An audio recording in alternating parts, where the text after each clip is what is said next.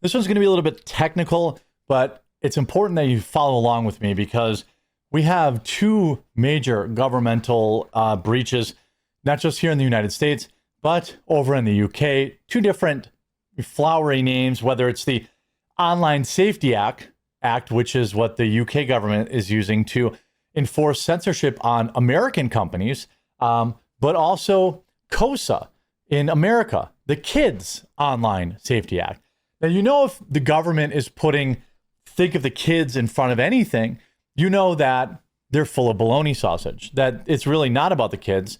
And they just want to put you in a position where you're the guy saying, well, I don't care about the kids, TM, whatever that means.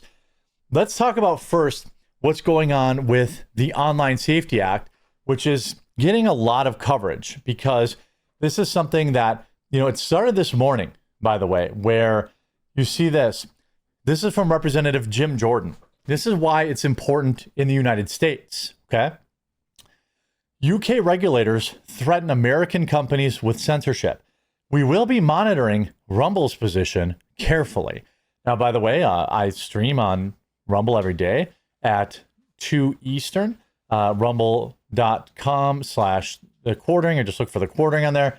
I'll put all my live stream channels in the description. We're going to talk about this more in depth probably throughout the week on the live show because it's kind of a deep topic. But this says, we will be monitoring Rumble's position carefully. Jim Jordan says, for more than a year, the House Judiciary has been warning that the UK and European tech regulators are trying to censor United States speech. First, we look at top EU censor Thierry Breton. When he tried to silence President Trump during the 2024 campaign, he, of course, resigned a month later. But that was only the tip of the iceberg. Beginning in February, we subpoenaed 9 tech companies for their communications with foreign censors around the world. Now, with foreign censors pressure companies to take down U.S. speech, the House Judiciary will know. Subpoena documents produced to the committee offer new evidence that this is in fact happening. The Online Safety Act is the UK's online censorship law. Again, really not all that different than the United States' Kids Online Safety Act, which these things are both kind of the goal of this is to get digital ID and start, you know, controlling speech on the internet all around the world. It allows the British government to dictate how social media companies must censor so-called disinformation, misinformation, and hate speech. By the way, the Online Safety Act in the UK specifically forbids you having a negative opinion about widespread invasion, or as they say, immigration. So you can't even criticize immigration. In fact, they use the Online Safety Act to monitor their citizens' speech around this immigration, something very obviously that will happen with the Kids Online Safety Act in America. Now, Ofcom, United UK Media's regulator, is targeting companies including Rumble and Reddit. New non-public emails obtained by the committee reveal Ofcom's subtle regulatory threats to Rumble, even though the UK is not even a target market for Rumble. Ofcom, would you like to meet again? Rumble, no, we have very few UK users and aren't targeting the UK market. Ofcom, are you sure you don't want to meet? Rumble, yes.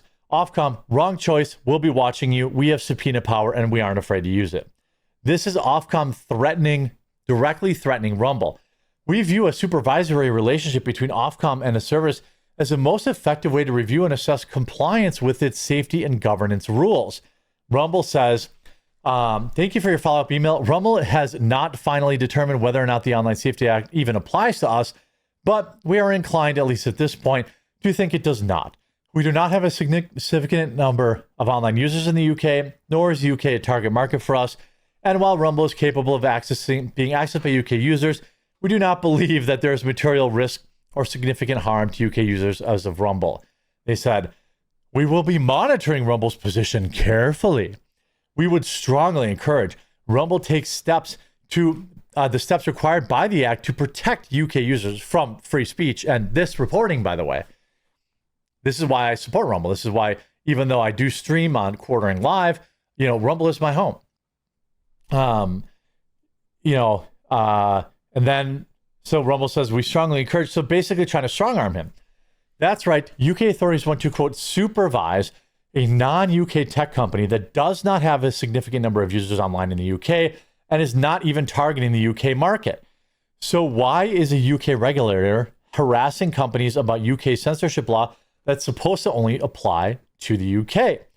Rumble has held the line for now, arguing that it's not within the scope of the OSA, but UK authorities are still watching the platform. Shortly after Rumble declined to meet, Ofcom menacingly warned Rumble that it would be, quote, monitoring them carefully. In the same email, it, quote, strongly encouraged Rumble to take censorship steps required by the Online Safety Act. Rumble is not the only company that has forced regulatory harassment in the UK. New documents produced to the committee under subpoena also show that Ofcom began, quote, supervision of Reddit. Now, I don't care if Reddit goes away. It's a cesspool of evil. But either way, here they sent the same letter to Reddit. In Reddit's case, Ofcom said that the supervisory relationship would help embed British standards on social media on topics like alleged hate speech. In many cases, those British standards run counter to fundamental American free speech principles. In the summer, the UK's information commissioner described a clash of cultures between the UK and America's tech platform.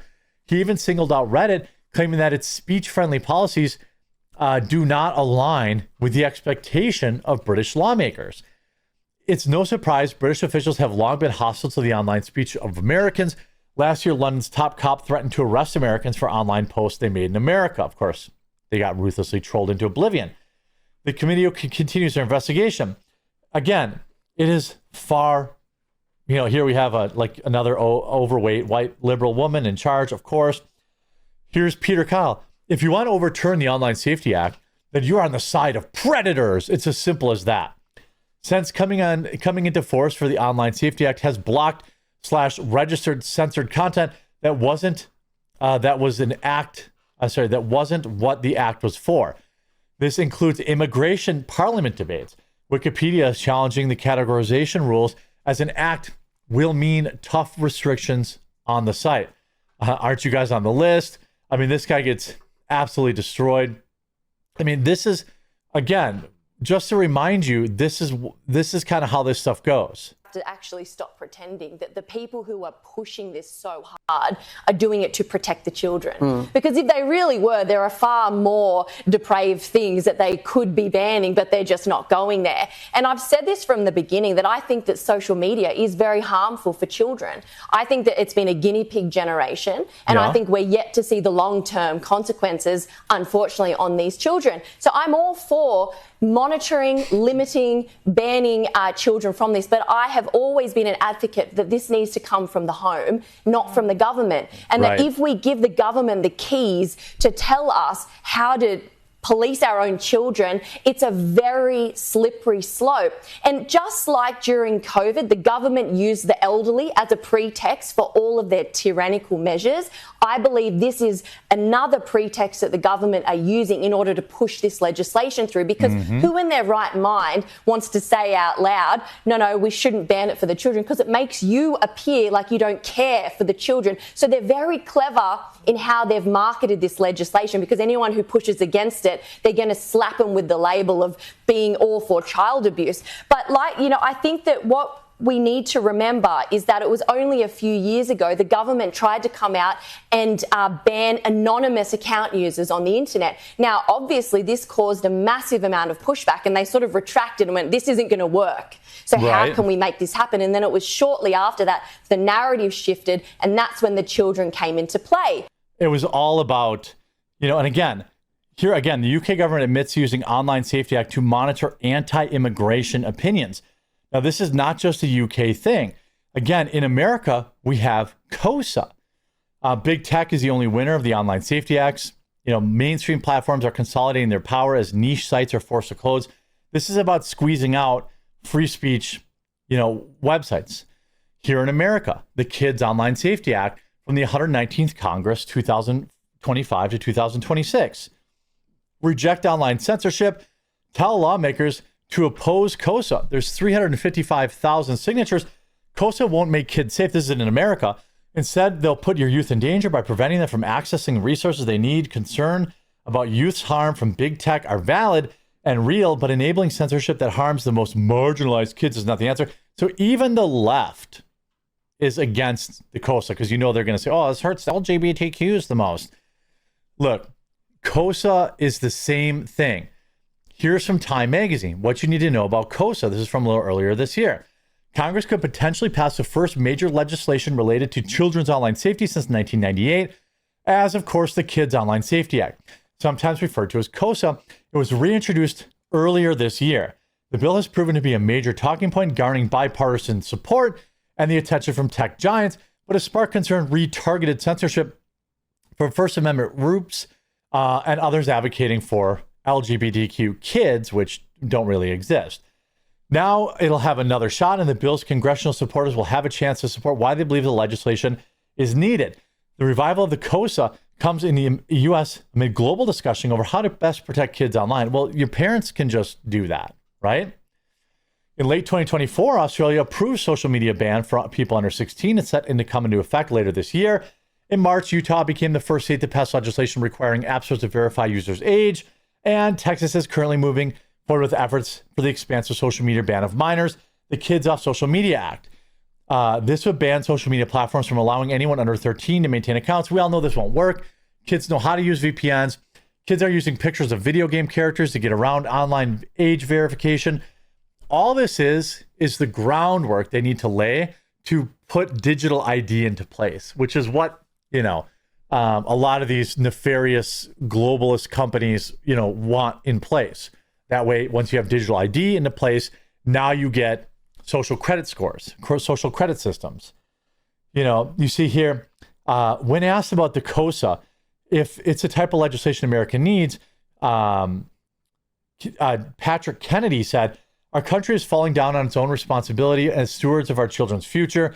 He went on to explain why he believes passing the bill is just one factor of need. No, we don't need the government to raise our kids. We don't need that.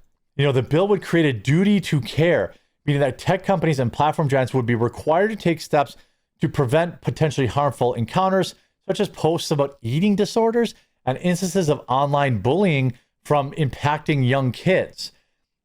How will they know who's young? Well, they're going to need digital ID to do that. We can already see, the Kids Online Safety Act is likely unconstitutional. And there's still, social media assurance mandates conflict with the First Amendment. Parents will be replaced by a council of big government bureaucrats.